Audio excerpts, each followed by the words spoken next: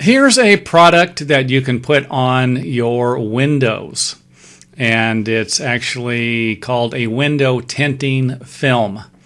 And if you have clear windows and you want to have them darkened up a little bit to reduce the amount of sunlight that's coming in, then you can apply a film. It's a thin film, comes in a roll, and it has I believe it comes with an application kit. You spray something onto the window. It's kind of like a glue. You spray it on, and then you apply the film, the tinting film, and then you use something like a squeegee to pull out all of the air bubbles. Now, this is an example of what can happen. I'm not about to suggest this product is horrible and it never works. I just have seen it happen too many times where you have something like this.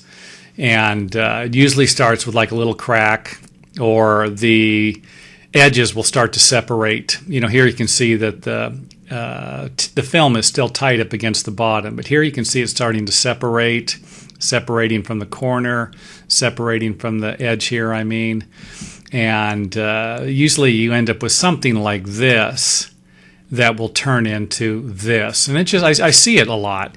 Someone will come up and this actually looks like it's air bubbles. There's air bubbles in here. Air bubbles, you've got to get the air bubbles out of this product, or you could be in for a rough ride. It's going to fail even sooner. But again, I'm making the video just to show you what can happen. One of the biggest problems with construction, and I've seen this time and time again, is that we get sold on something that's brand new and it hasn't really been tested.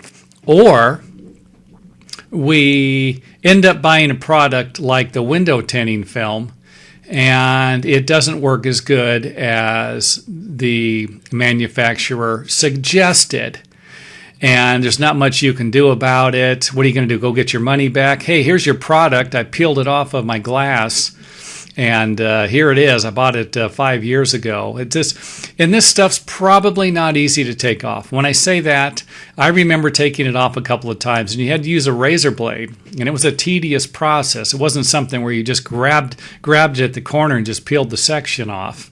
So this is a product that there's a possibility you can end up with something like this.